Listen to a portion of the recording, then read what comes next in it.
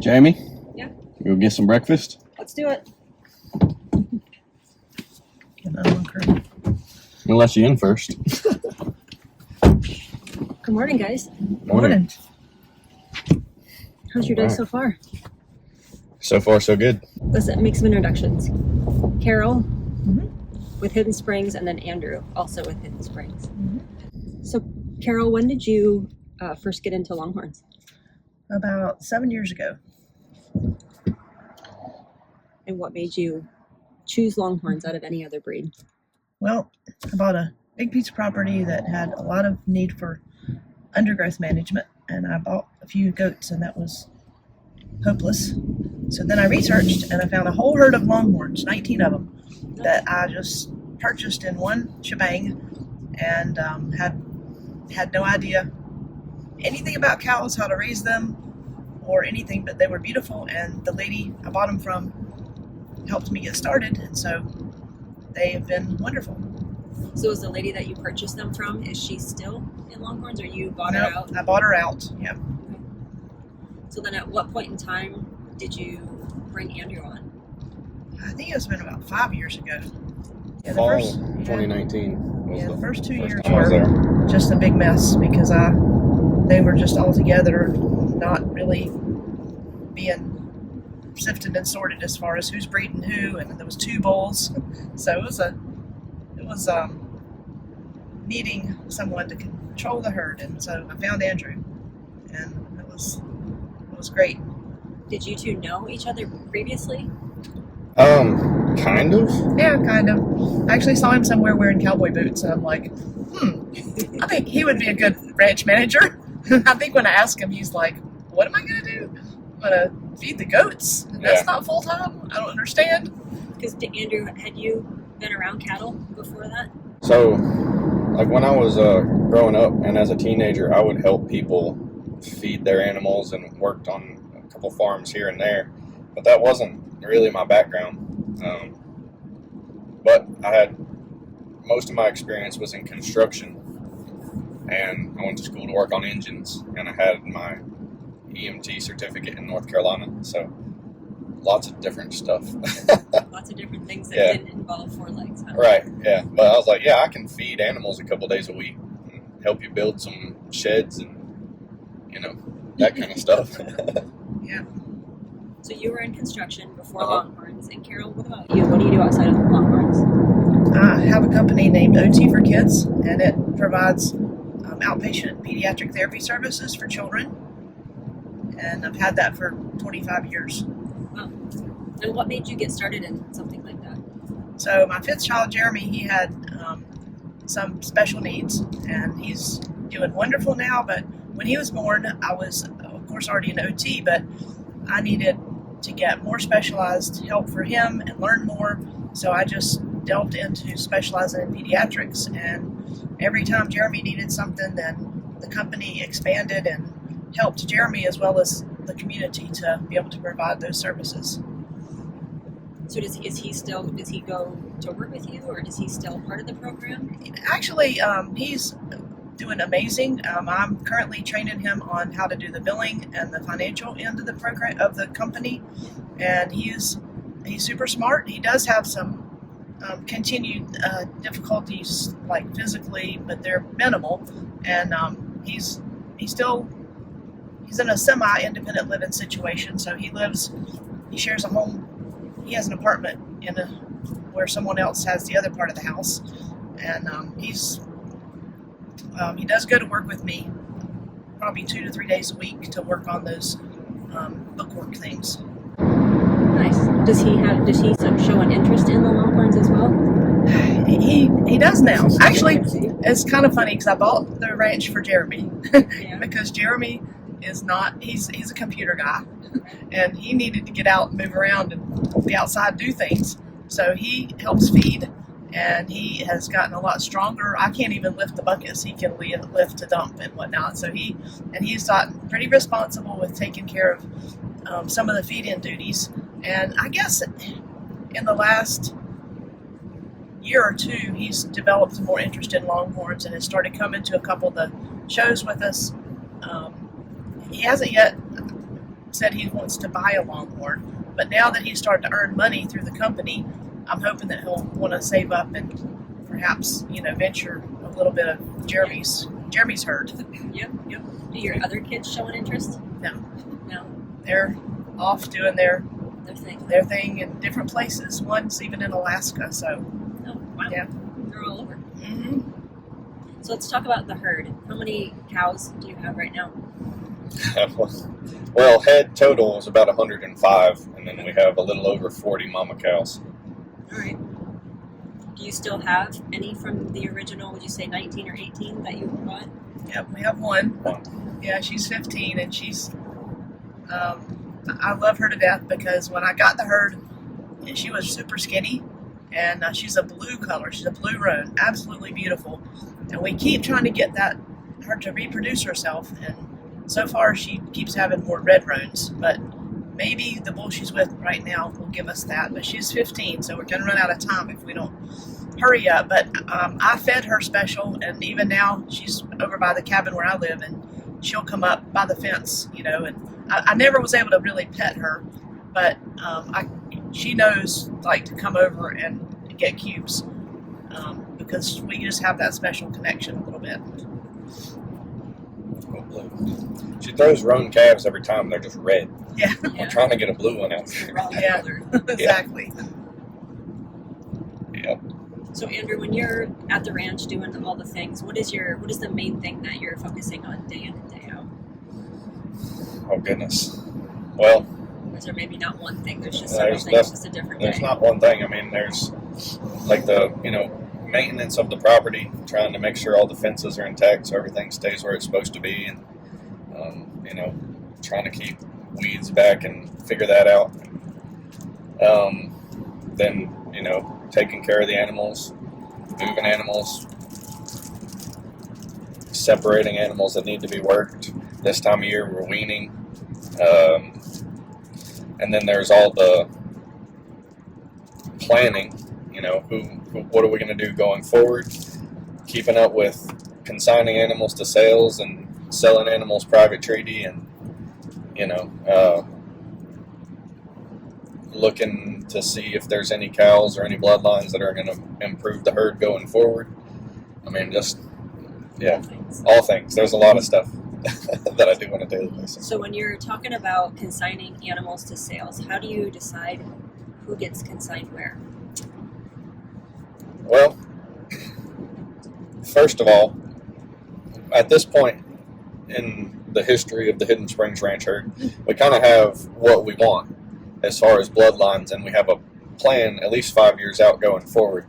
So I have to make sure that we are not going to dissolve that bloodline by consigning something, because it's part of the plan. So, for example, we have a really nice cow in an upcoming sale, Hicks Firefly, and we have her mother, we have a full sister, and we have 2 daughters. So I feel comfortable that that's a cow I can consign, because I'm not getting rid of those genetics going forward. So that's one thing I look at, making sure that we're going to not mess up our plan. Or if we can pivot the plan because someone offers me a lot of money for it. that's doable also. But yeah, and then I would say you just kind of got to be strategic about where you place them. Even as far as consigning something to Texas versus the East Coast, I think there are certain families, certain bloodlines that are more prevalent over there than there are here on the East Coast. So it might be beneficial for you to consign something that's not as common on the East Coast, because that might be something that people are more interested in adding to their herds.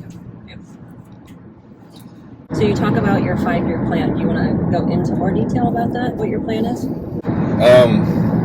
If you're willing to share, it's not top secret. Well, it's not top secret. We just kind of have, anybody who looks at the website can kind of figure it out, really.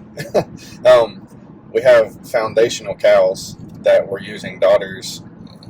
Besides just using, breeding them for calves, we have daughters and even sons that we're going to be using going forward. So I think I said this before, and then it ended up not working out. But this year, or next year, rather, is going to be the first time that we're breeding Hidden Springs Ranch bred bulls to Hidden Springs Ranch bred cows, meaning that we picked that mating, put the bull with the cow, got the calf, and then we're going to use that calf on calves that we bred also. So, you know, a lot of people don't really breed their own bulls, and it makes sense in a lot of situations to get an outside bull because you're bringing in outside genetics. But we're in a place now where there are bloodlines I want to cross with other bloodlines in the Hidden Springs herd, so we're going to be able to do that by raising our own bulls. That's kind of a big milestone. That's taken a lot of planning. I'm excited about it. Yeah. So is there one mating that you're most curious about that you want to talk about? So like I said, it's kind of for me about blending our, 4 or so foundational cows.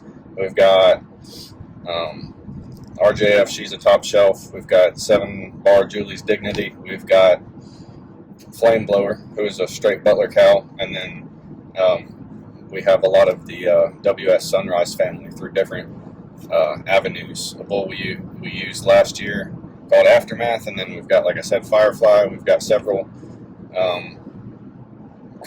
Hydro daughters, and then some Ruckus daughters. So kind of blending all those families together, I'd have to think about which specific pairing we're going to be, hopefully.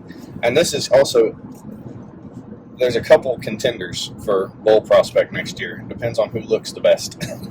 But we have a bull out of Aftermath and Julie's Dignity that I really like. He's looking really good. He's kind of my top prospect for putting on heifers next year. But that'll bring in the awesome Julie family, the Sunrise family, and then we start putting that back on some of the calves we've already bred that are a cross of Top Shelf and Flame Blower. Like we have another bull called Carolina Smoke, and I bred him to some Top Shelf daughters last year, so we have heifers out of that, and then I'll put that Julie's Dignity bull back on them, and that'll get all 4 of those kind of top tier families in one pedigree. Well, that'll be exciting to see. Yeah. You ever see that meme where the guy's like this, and he's like got the board with all the strings on it? Yeah. That's how I feel when I start talking about this. I'm like, I'm going to do this, and then I'm going to do that, and this is going to go over here, and that's going to go over there, and it's going to be awesome. People are just like, oh, okay. They're all like, all right. Yeah. All right, believe you. Yeah. So when you go to sales, we talked about consigning to sales, but when you go to sales to buy, what are you looking for in the cows that you buy? Well, me and Carol kind of tag team that, and she'll go through her book, and I'll go through my book, and then wherever we overlap, those are the ones we need to go look at. Yeah. Yeah. But, and that'll change. Like, you'll look at your book, and on paper, this cow may be amazing. She might have a great pedigree, but then you go look at her in person, and there might be something that's kind of a deal breaker, like, I don't know, bad feed or a bad udder quarter or something like that, and like I said, with us having the herd where it's at now,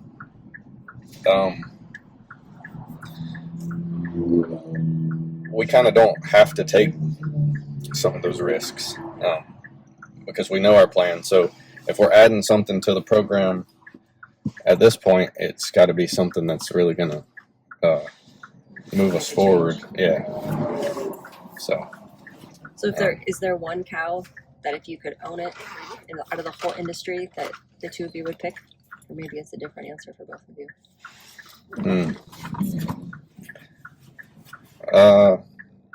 We own her. Do you? Yeah, Flame Blower. Nice. That'd be my top. I honestly can't think of a cow out there that I'm really proud of what we've built with the Hidden Springs Ranch herd. We have some amazing cows, so I would struggle to think of one. I mean, of course there are cows that I would like if someone was like just gave her to me. Oh yeah. Yeah, take her. But I mean, no, I think we've got a good plan at this point, and Carol, is there one that you'd like to, that you really like? There's a couple I didn't buy that I sort of wish I had at the moment, but it also was with where we were. We wasn't the right time or situation, but I can't really say there's one that I would. That you just always That watch I out just for, huh? no, not really. And the last one I didn't buy that I really liked was that one that was the Andrew will know which one it is. It's that black and white cow from his Ultimate Cow one year. Saddle Jewel. Yeah, I think that. Is that her? I think that's who Yeah. it was. Yeah, we didn't buy her, but she was in a sale, and I was like, she was really nice. But anyway, How about bulls? Is there any bull that you really like that you haven't been able to get your hands on yet?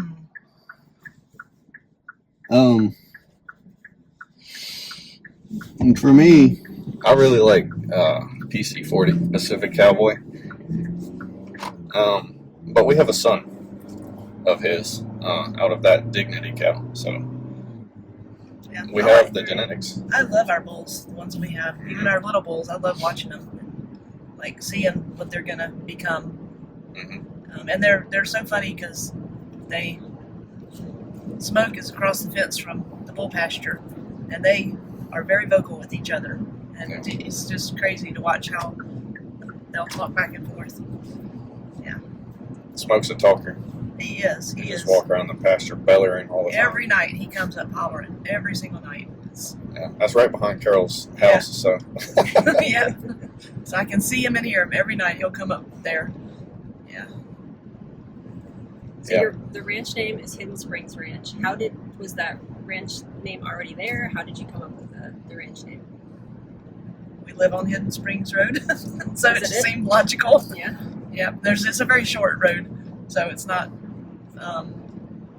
it's like a gravel road, and there's like one other small property up toward the hard road, and then Hidden Springs Ranch is at the end. So It's it's at the end. it's almost a private drive. But Yeah. Okay.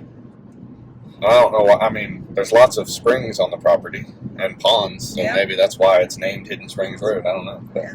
it's a couple creeks. So what would you say is the best thing or your favorite thing about raising Longhorns?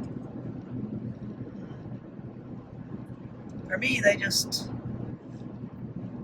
they're so, I just love to watch them. They're so beautiful, and the ones we have, because we've handpicked them and they're the ones we like, then it just makes you feel amazing. So if you're, just very an inside sort of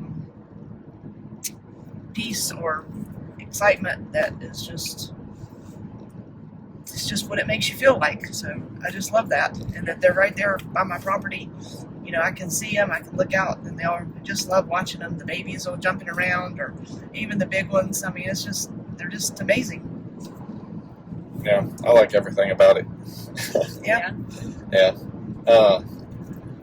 I remember when Carol hired me, and I was working there maybe, I don't know, a month or so, and I was sitting there eating my lunch and looking at the cows, and I was like, I might do this for the rest of my life. Wow. Like, this is pretty awesome. And it all started because Yeah, needed because I was somebody to wearing help boots. feed. Yeah, exactly. Yeah, all these are Exactly. right. Yeah, pretty much. No, but I really enjoyed I call it like the puzzle Yeah. of it. Figuring out the genetic piece and putting these two things together and see if it works, and then that's going to go, eventually you're working this angle, and that's going to work, and you're working this angle, and then, eventually they're both going to come back around and meet. It's almost like working a couple different things at once, but it's all part of the master plan, and it's going to come back, and that'll be 100% Hidden Springs Ranch breeding. I love seeing the babies. I mean, because that's- I just love this. Whenever it's time for babies to calf, the surprise of what are you getting? What is it going to look like? Because you're waiting for that, and it's just exciting. like finding the new little calves out in the pasture Yeah, every couple of days during the spring. yeah. They'll when they're new like that, they'll usually let you pet them. So it's just really If you can pet them fast before the mom gets yeah. back. Hurry up and pet them and get a tree between you and the mom while you pet them Right. sometimes. But yeah, Ours are pretty interesting- good. We They're only got a couple that don't care for that. You're right, but they're the babies are also really curious and friendly. So that's I love the attitude of the Longhorn breed in general. That they're very docile, but they're very friendly, and never have to worry about anything as far as being afraid of them or whatever, because they're so gentle. Well, now that you have been in Longhorns for a while, do you have advice for people who are thinking about it or maybe just getting started? My advice is consistency in your herd. Find, like I was talking about, kind of our foundation cows. And the way you pick foundation cows is they have to be as close to perfect as possible. And that sounds bad, kind of, but it's true. And a big part of that is maternal consistency. So if you're looking at a cow's pedigree, and hired hand websites are good for this, you can look back at every cow in that pedigree and what do they look like? You need to find consistency. You need to see, do these animals look similar? Not necessarily just horn shape, but their structure, their conformation. And then talk to people because they know their animals, and find people who have been in it for a long time because they know more than just their animals. They know a lot of different families, especially the popular families, and they can tell you good things and bad things about them.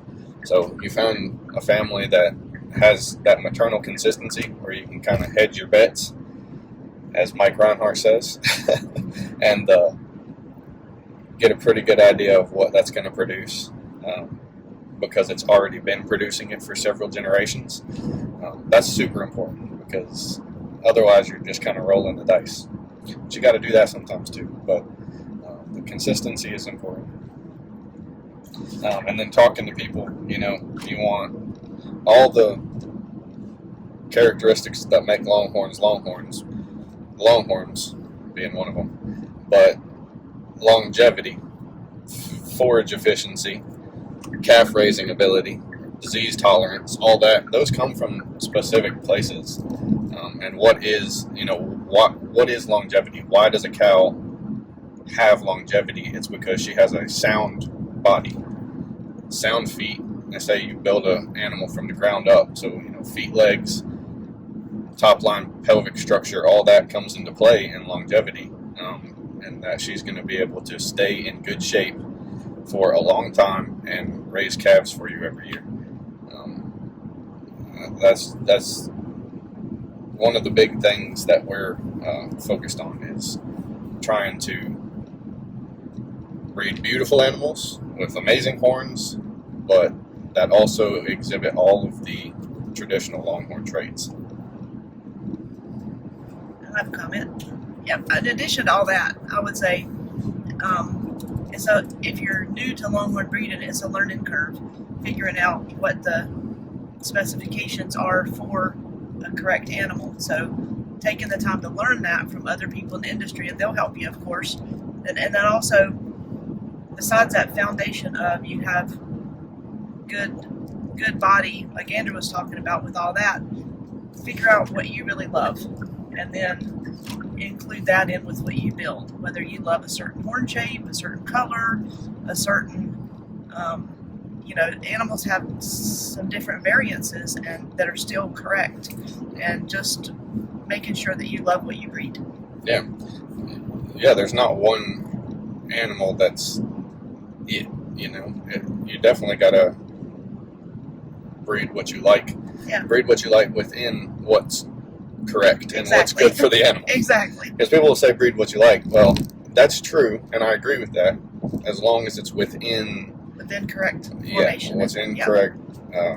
what's You don't- good for the animal. Right. basically. You don't want to sacrifice bad udders or poor lower milking ability or whatever because they have a certain horn set. Well, that's going to be counterproductive because you're not then producing animals that are going to be good producers. Yeah. So, And the way you can do that is find an animal that is ideal to you, so you know what you love, and then figure out where her traits come from. And you can do that by research and, like I said, talking to people. Talk to the people who bred her. Talk to people who know more than you do. If there's a cow that you are like, I want to breed cows that look like that, then you can go into her pedigree and figure out where the traits that you like came from. If she has bad traits, you can figure out where those came from most of the time. And then you can breed her going forward. That would be what you consider if you buy her or buy her sister or whatever. You might consider that your foundation cow. But foundation means you build on it.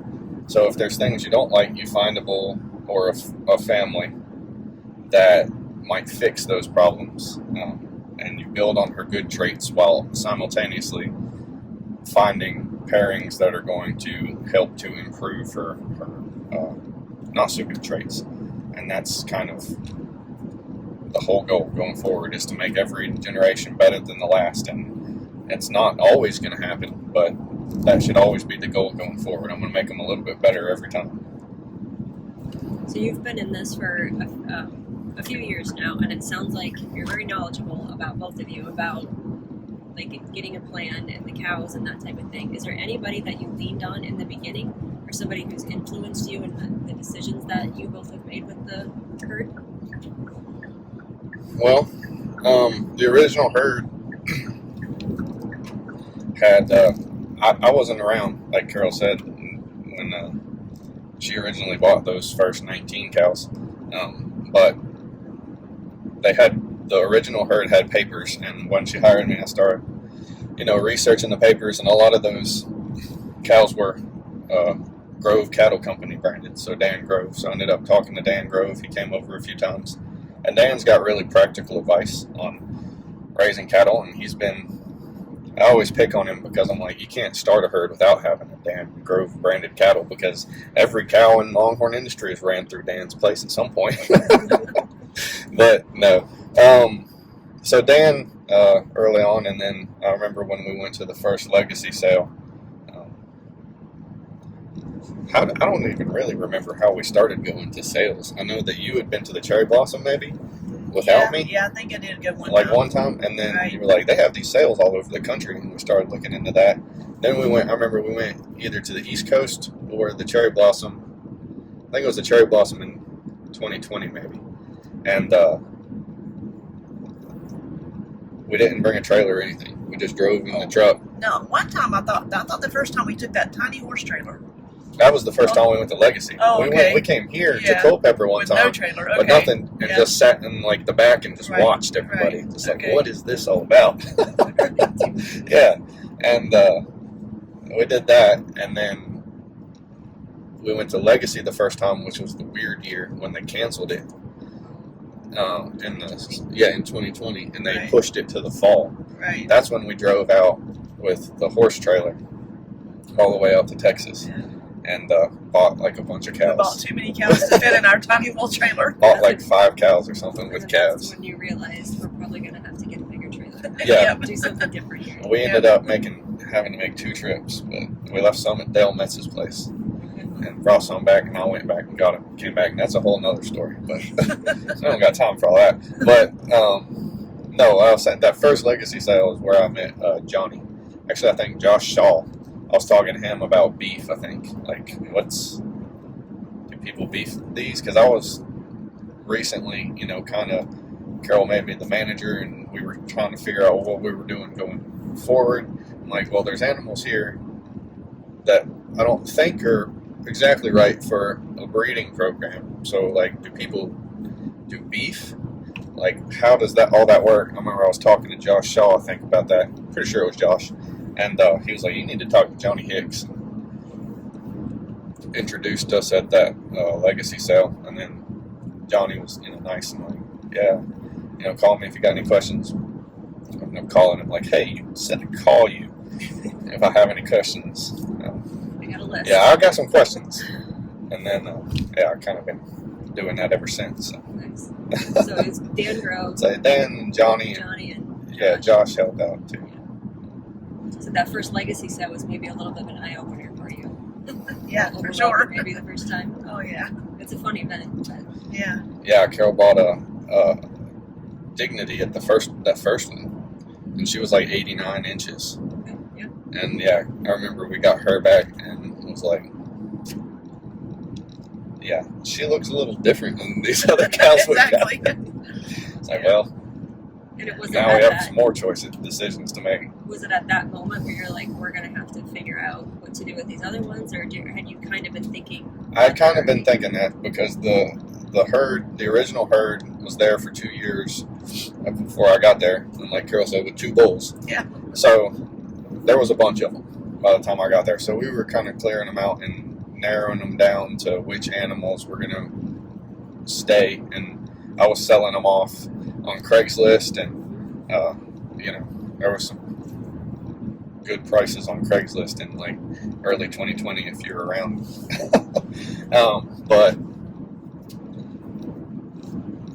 so we had kind of been starting to narrow it down, and then when we went to the legacy sale and bought those cows and realized that they had these sales, like I said, all over, and then we really, I think, started looking. Yeah, Like- it was kind of a turning point Right, for us. yeah, really. like what are we going to do? But yeah, the real, I remember a specific moment of, I think things got real serious for me. So there was that legacy sale, and then the next legacy sale was only like 6 months later. Yeah, because they did the one in 2021 at the normal time. Yeah. And that's where we bought Top Shelf. And that was fun and exciting, and we bought her and brought her back. We had a better trailer. Yeah. And we bought Dale Metz's old trailer, which is, we still have. It's great. But, it was fun, exciting, and all that. And we bought a few more cows, or Carol did. And then it didn't really set in with me until we got them back to the property. And I remember I was sitting there looking at her in the pasture, and I started to feel like a little bit of nervousness. Right. And I was Yeah. like, oh my goodness, like she just spent We just did this. that much money on this one cow. I know, Like, yeah. I got to protect this cow with my life. Exactly. I'm like, we have to get serious about this. Yep. Because, like, yeah, that was a big investment. So now we really got to make this thing work. So I remember, yeah, that was a very specific moment. And that wasn't that For long me. ago. That was 2021. So 2021. So 4 years ago. seems like a lot longer Yeah. ago, doesn't it? Yeah, it does. It does. Yeah. But for me now, I've just trusted Andrew. I haven't had time to do anything except enjoy what I get to enjoy outside of my other work life. But for me, he's just taken hold of it and done a wonderful job. So he shares everything he's doing, and it all makes sense to me. So we're always, collaborating, but he's been the one taking the reins and figuring stuff out. So I appreciate that. Well, good. So I have 2 games we can play. I'll let you guys decide which one you want to play. All right. Do you want to do rapid fire questions, or would you rather do never have I ever? I don't know. You pick. This Andrew. probably won't be the never have I ever that I've played. So No. It's gonna be definitely a PC never have Yeah. I ever. let's do rapid fire questions. Okay, all right. So the first one is tell Wait, me. who's supposed to answer? Both This- of you. oh, okay. We'll let both of you answer the question. Remember, it's rapid fire. Okay. First thing that comes to your mind, you gotta shout it out. Oh boy.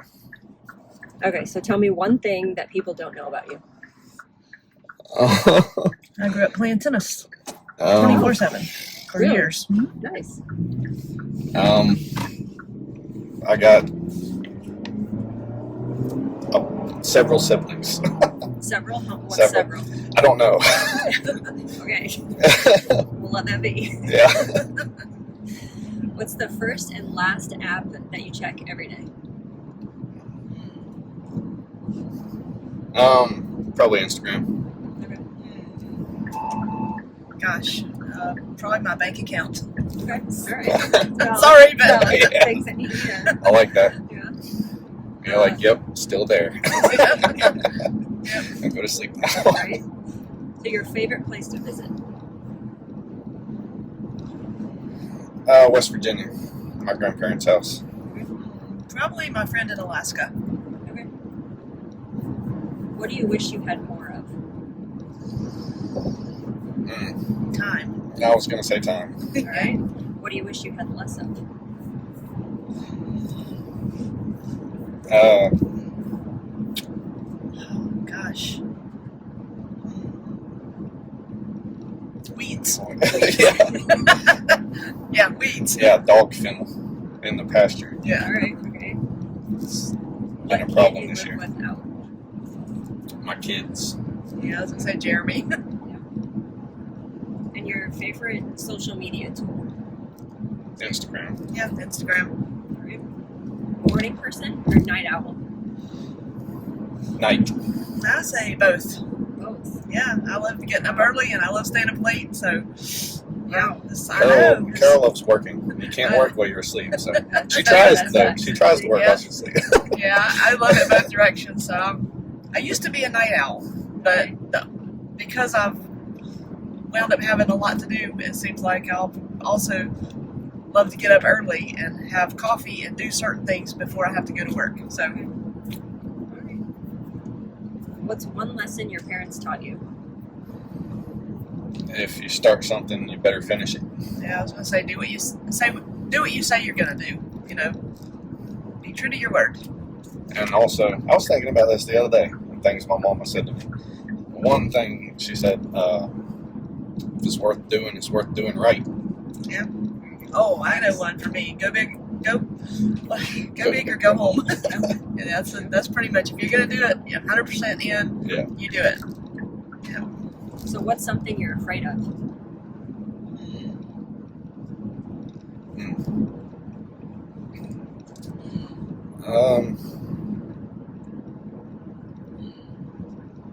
I mean, not to get dark, but anything happening to my kids. That's the fear. Yeah. That's a fear. I don't really have any I'm not afraid of spiders or snakes or anything like Yeah. that. Mice or rats or bats or anything. I'm not gonna go spelunking. Yeah. Once Yeah. I'm There's things I afraid, wouldn't do, but I'm not really afraid of anything right Not a away. big, not a big fan of enclosed spaces, I guess. Okay. Yeah. All right. What's your guilty pleasure? Beer. Beer. All right. Any particular kind? Yingling in the winter and Corona in the summer. All right. Yeah, I would say a glass of wine. All right. Any particular area of the country that's your favorite, or the world, I should say? Well, in general, I love the national forest and the outside visiting the beautiful different things that there are. I've been to Alaska and Hawaii, and they're both amazingly beautiful. So those would be on my list of recommendations for people. So great. Last one. What's the strangest thing you've done to make money? Oh, Uh, wow. well, nothing weird. Yeah. Weird. Doing construction, we used to do mold remediation and water jobs, so sometimes it's more gross than strange, but sometimes people's main line for their septic system or their sewer system would back up into the crawl space, and we had to go fix that. Smells nasty. Yeah. So you put on a Tyvek suit and tape up all your risk gaskets, and yeah, Best, huh? you go crawling through the crawl space, and yeah, who knows what you're crawling through? Yeah. But Just try to forget about it. yeah, I like what I do now for work a lot better. I bet. What about you, Carol? So for me, I don't know anything strange, but prior to finding, I guess you'd say my dream job, which was really occupational therapy, because that is what I first loved doing. Of course, I love the Longhorns too, but prior to that, I did a whole lot of things that made me realize I want to find something that I love doing to do, because you spend too much time doing it. I worked at Hardee's, I worked at McDonald's, I worked as a tennis coach instructor, I worked as a gift wrapping person at Belk. I did all kinds of different things that were an office assistant, just menial variety of things, and realized, hey, I got to find something I love doing, and that's why I chose the occupational therapy field. It sounds like you're very passionate about it. So I am. It's a good fit. Yep. Well, thanks, guys. I think Yeah. we're almost there. Perfect.